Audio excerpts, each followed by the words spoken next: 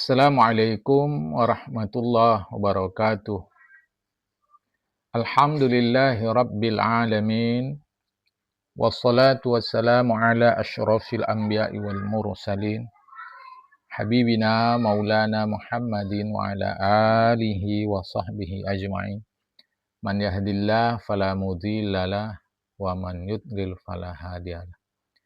Qala al-musannif rahimallahu ta'ala wa nafa'ana bi ulumihi fid dharain amin summa qala. Babul husni fi amril akhirati. Bermula ini bab menjelaskan tanggung jawab kita terhadap keselamatan di akhirat sehingga menimbulkan sikap duka bila kurang persiapan. Ini maksudnya ya. Baik. Berkata Khalifah Umar bin Khattab radhiyallahu taala anhu, "Zinu anfusakum." Timbang diri kalian, ukur diri kalian sebelum nanti kalian ditimbang di akhirat. Introspeksi diri kalian sebelum kalian nanti diperiksa oleh Allah. Persiapkan diri kalian untuk menghadapi hari pembentangan yang besar. Itulah hari kiamat. Beliau itu ingat surat Al-Haqqah, surat yang ke-69 ayat 18. Pada hari itu dihadapkan mereka kepada Allah. Tak ada satu yang tersembunyi pun dari kalian, ya. Seterusnya dari Abu Dzar radhiyallahu taala anhu dari Nabi sesuai yang diriwayatkan oleh Rasulullah SAW dari Allah Subhanahu wa taala. Ini namanya hadis qudsi.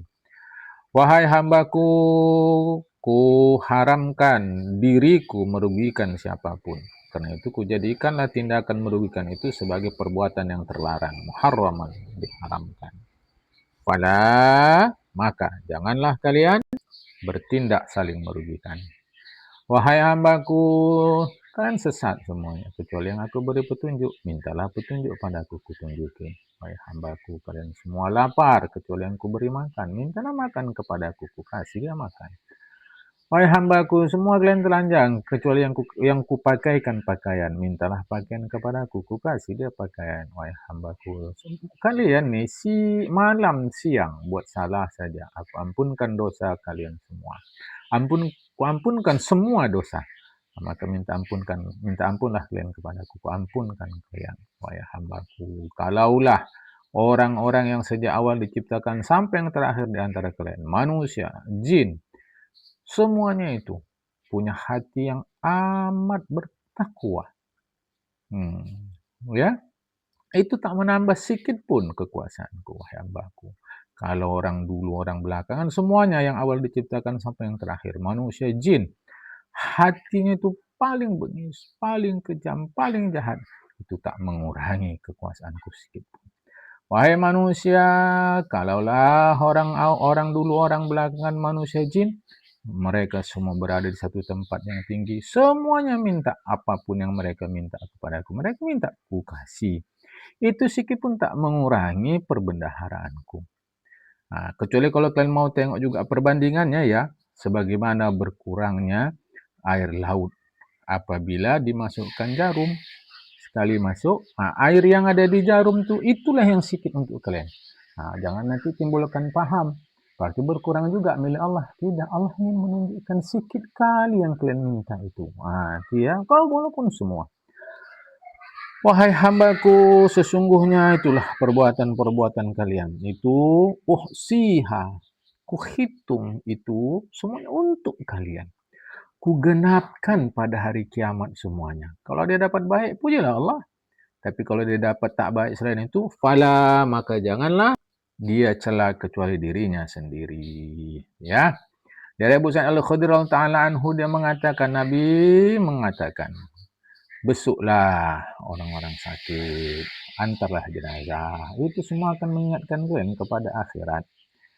Sebagian orang bijak mengatakan bahwa dia melihat orang saling mengucapkan rahimahullah, rahimahullah, rahimahullah, rahimahullah, Allah sayangi dia terhadap mayat. Mereka mengantar jenazah. Jenazahnya di depan, mereka di belakang. Mereka mengiringi jenazah itu ya. Selalu mereka rahimahullah, rahimahullah. Kalau cara kita almarhum, yang disayangi Allah lah dia. Apa kata orang bijak tadi? Kalaulah kalian mengucapkan hal yang sama untuk diri kalian, lebih baik lagi. Lebih baik lagi.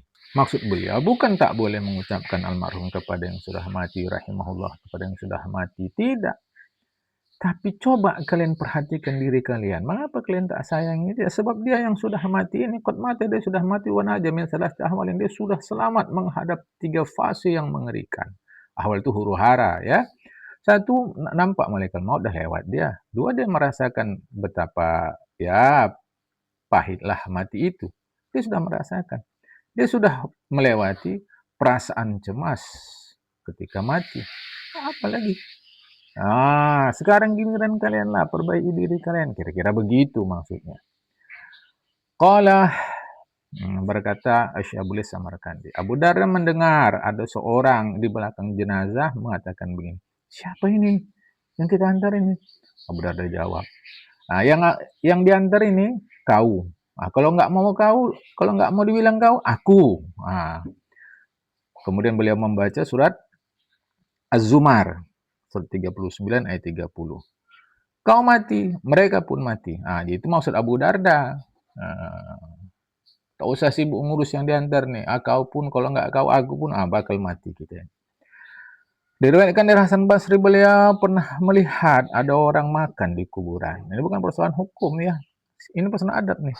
Inilah munafik ini, kata Syekh Hasan Basri. Orang mati depan mata dia enak-enak aja makan. Macam tidak diambil iktibar. Gitu ya. Diriwayatkan dari beliau juga mengatakan, heran aku seheran-herannya. Terhadap masyarakat yang mereka diperintahkan oleh Rasulullah menyiapkan bekal. Yang mereka dipanggil-panggil untuk berangkat. Waqad jalasa awalhum li akhirihim. Orang yang pertama duduk untuk orang yang terakhir. Sementara mereka duduk bermain-main saja. Ya. Atau jalasa awailuhum yal'abun. Orang-orang belakangan duduk, mereka bermain-main saja. Maksudnya adalah orang yang dulu-dulu sudah selesai, orang belakangan kok asik main. Saya tak ada serius menghadapi hidup untuk persiapan dirinya. Gitu maksudnya ya. Kata diriwayatkan bahwa Syekh Hasan Basri tidak pernah melihat sesosok mayat kecuali seakan-akan dia kembali dari menanam ibunya. Sangkinkan kita harus buat persiapan menghadapi itu. Ya. Diriwayatkan dari Ibrahim At-Taimi rahimahullah, dia mengatakan, siapa beriman tapi dia tidak tidak bersedih terhadap kecerobohan kekurangan persiapannya dan tidak dia takut dikhawatirkan, dia bukan ahli surga. Karena ahli surga ini seperti yang disebutkan di dalam surat At-Tur, surat 59-26. Bismillahirrahmanirrahim. Inna kunna qablu fi ahlina musyfiqin. Dulu kami di dunia walaupun berada di tengah-tengah keluarga kami merasa takut sisaan Allah Ta'ala. Jadi bukan maksudnya takut ini depresi, bukan. Sikap waspada. Itu ya maksudnya. Diriwayatkan daripada Abdullah bin Mas'ud radhiyallahu taala anhu. Pantaslah orang yang berkecimpung dalam Al-Qur'an itu, dia mengenal dirinya pada malam hari pada saat orang sedang tidur. Siang hari apabila orang sedang berbuka. Pantaslah dia berduka atas kekurangan dirinya ketika orang-orang bergembira ria. Menangis ketika orang ketawa, diam ketika orang sibuk berbicara. Khusyuk, fokus. Itu kata beliau. Ketika orang-orang bersombong, ria. Ya. Pantaslah orang yang berkecimpung di dalam Al-Quran itu mahzunan. Berduka terhadap kecerobohan yang dia lakukan. Santun, tenang, lembut. Tak pantas dia kasar, lalai, teriak sana sini. Ya. Keras. Ya. Keras sebagai besi. Maksudnya ini perampang kalau bahasa kita di Medan. Asik marah. Jangan ya. Syekh Syaqiq bin Ibrahim Al-Balkhi mengatakan, Liasil abdi sahibun khairan lahu minal hami wal khawfi. Tidak pantas, tidaklah ada sesuatu yang lebih baik bagi seorang menjadi kawan kecuali prihatin dan takut. Prihatin terhadap dosa masa lalu, takutlah dia umur yang masih sisa, tak tahu dia apa yang akan terjadi, di mana dia akan ditempatkan, itu maunya adalah rasa takut itu. Berkata Hakim rahimahullah ta'ala, siapa yang prihatin dan cemas pada selain yang tiga, berarti dia tak kenal apa yang dimaksud dengan cemas, apa yang dimaksud dengan gembira. Kalau selain tiga ini. Satu, prihatin terhadap iman. Apakah nanti akhir umur dia dalam iman atau tidak? Prihatin terhadap perintah Allah. Apakah sudah dia penuhi atau belum? Perhatiin terhadap musuhnya. Apakah dia selamat dari mereka atau tidak? Musuhnya ada dua. Musuh nyata manusia yang mengajak kita kepada kerusakan. Musuh tak nyata. Itulah syaitan yang juga mengajak kita kepada kerusakan.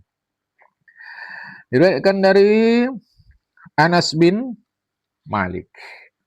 Ya, diriwayatkan daripada Anas bin Malik radhiyallahu anhu dari Nabi Muhammad SAW. Apa kata Rasulullah?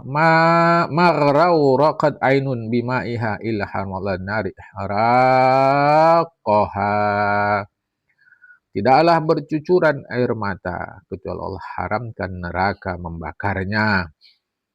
Apabila air mata itu mengalir di wajah seorang, lam yarhaqa. Tidaklah terbebani diri dia oleh kesusahan dan kehinaan. Wa ma min amalin birrin illa walahu sawabun illa damah. Tidaklah perbuatan baik kecuali Allah berikan pahala kecuali air mata. Maksudnya apa? Air mata itu mampu memadamkan lautan api. Kalau seorang manusia menangis sebab takut melanggar hukum Allah, fi ummatin, yang terjadi di kalangan umat, Allah sayangi umat itu sebab tangisan si hamba itu. Maksudnya si hamba ini menangis, kenapalah umat ini begini ya Allah, tak takut mereka melanggar hukum ya Allah. Sebab air mata dia itu, umat itu dikasihi oleh Allah Ta'ala. Kata Kam al-Ahbar pula, radhiyallahu ta'ala. Aku nangis sebab takut melanggar hukum Allah sehingga mengalir air mataku di kedua pipiku. Lebih kusukai daripada aku bersedekah emas seberat tubuhku. Tidaklah seorang yang menangis sebab takut melanggar hukum Allah Ta'ala. Sehingga mengalirlah tetesan-tetesan air matanya itu mengenai tanah. Kemudian neraka menyentuhnya. Tak akan itu. Kecuali bisa air mata tadi itu, kecuali bisa air hujan balik ke langit. Barulah bisa disentuh di api neraka. Dan itu kan tak mungkin. Sebagaimana tetesan hujan bila turun dari langit tak mungkin selamanya kembali ke langit. Begitulah orang yang menangis di dunia sebab takut kepada Allah Ta'ala selamanya tidak akan disentuh oleh api neraka. Diriwayatkan oleh Abdullah bin Mas'ud radhiyallahu anhu dari Nabi SAW. Rasul mengatakan, tidak seorang manusia yang keluar air matanya walau sebesar seekor lalat atau sebesar kepala seekor lalat sebab takut melanggar hukum Allah. Kemudian ditimpa dia oleh panas wajahnya yang disentuhlah api neraka. Enggak mungkin. Ya. Artinya panas api neraka itu apalagi apinya, tak mungkin dia sentuh. Selama-lamanya dia selamat. Kemudian diriwayatkan dari Ikrimah dari Abdullah bin Abbas radhiyallahu ta'ala anhu, Abdullah bin Abbas mengatakan, tidaklah mata yang menangis kecuali karena anugerah Allah. Dan tidaklah mata seorang menangis kecuali karena malaikat menyentuh hatinya. Diriwayatkan dari Hasan Basri rahimahullah dari Nabi mengatakan, tidaklah setetes air mata yang lebih disukai kepada Allah kecuali dua tetesan. Tidak ada tetesan yang lebih disukai Allah dibanding dua tetesan ini. Satu, tetesan air mata di kegelapan malam. Kedua, tetesan darah dalam berperang membela kebenaran yang diperintahkan oleh Allah Ta'ala. Diriwayatkan oleh Azzad An-Numairi rahimahullah ta'ala, dia mengatakan Allah Ta'ala di dalam sebahagian kitab yang turunkan menyebutkan, la yabki 'abdun min khasyi illa ajarutuhu min niqamati. Tidaklah seorang manusia menangis karena takut melanggar hukum kecuali kuselamatkan dia dari bahaya yang berasal dari diriku. Tidaklah dia menangis kecuali kugantikan dia tertawa-tawa sebagai eh, cahaya kesucianku. Maksudnya adalah surga. Luar biasa. Diriwayatkan dari Umar bin Abdul Aziz, dia sholat satu malam. Tiba-tiba dia membaca surat Ghafir, ya. Dia membaca surat Ghafir. Nah, ayat 71 sampai 72. Surat Ghafir ini surat 40. Ketika belenggu dan rantai, mengikat tengkuk mereka. Mereka pun yushabuna, diseret ke dalam air yang cukup panas, kemudian dibakar di dalam api. Ayat ini diulang-ulang oleh Khalifah Umar bin Abdul Aziz. Dia menangis sampai pagi. Begitu juga diriwayatkan dari Syekh Tamim Ad-Dari radhiyallahu anhu bahwa dia membaca ayat ini, Al-Jasiyah ayat 21, ini surat 45. Ayat ini diulang-ulang oleh beliau, menangis sampai pagi. Apakah mengira orang-orang yang berbuat kebaikan itu kami jadikan mereka seperti orang beriman dan berbuat baik? Apakah orang yang berbuat keburukan mengira kami menjadikan mereka, memperlakukan mereka seperti orang beriman dan berbuat baik? Ayat ini diulang-ulang oleh Tamim Ad-Dari. Beliau ulang-ulang, ya, sampai pagi beliau pun menangis. Sebagai seorang sahabat Rasulullah, Tamim Ad-Dari tentu memahami betul ayat ini. Nah,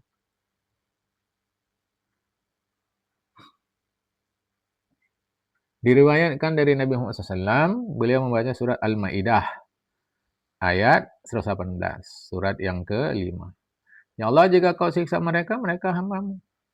Jika kau ampunkan mereka, sungguh engkau perkasa lagi bijaksana. Ayat ini diulang-ulang Rasulullah sampai pagi, Rasulullah pun menangis. Diriwayatkan di dalam hadis bahwa Nabi Daud tidaklah minum setelah melakukan perbuatan salah. Beliau tidak minum setelah melakukan kesalahan, kecuali setengah air minumnya itu bercampur dengan air matanya. Diriwayatkan dari Bahas bin Hakim, pernah Zurarah bin Abu Yaufa menjadi imam kami. Dia membaca ayat Al-Muddatsir ayat 8. Ya. Surat 74 ayat 8 Al-Muddatsir. Apabila trompet ditiupkan, saking kan beliau menjiwai ayat ini, waktu beliau menjadi imam, beliau sampai meninggal. Kami bawa beliau pulang ke rumah sebagai mayat. InsyaAllah. Akan datang kajian kita, Babu Maqila Kaifa Yusbihu Rajul. Apa sikap kita pada pagi hari? Sampai sini dulu. Assalamualaikum warahmatullahi wabarakatuh.